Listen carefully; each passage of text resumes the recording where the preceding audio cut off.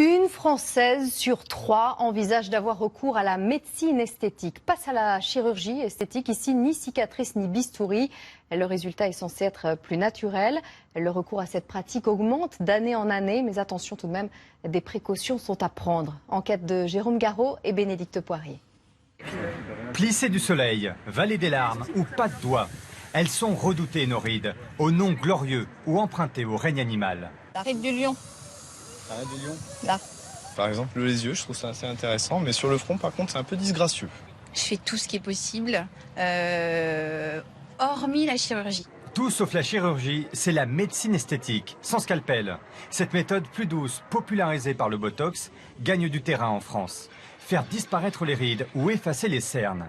Rajeunir un visage est-il devenu aussi simple qu'une retouche photo? Cette trentenaire n'a pas attendu les premières griffes du temps.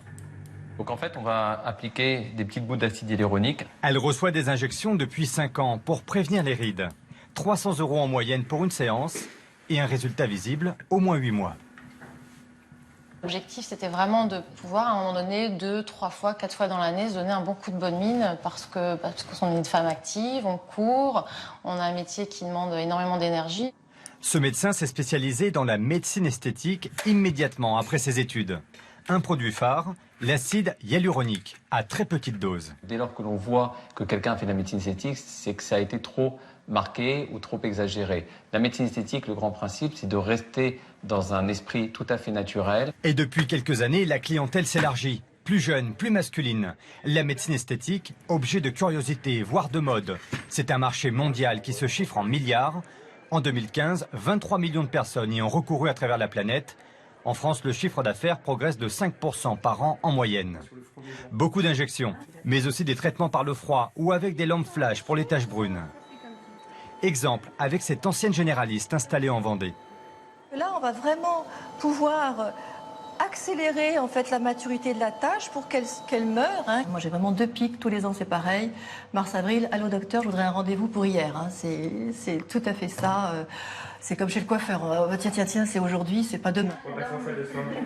Les avancées technologiques permettent de remodeler les zones les plus délicates grâce aux injections. Parce que ça fait pas parfait. Non, ça fait naturel. T'es d'accord? Pour refaire son nez, Lucille est venue chez ce généraliste tabacologue et médecin esthétique.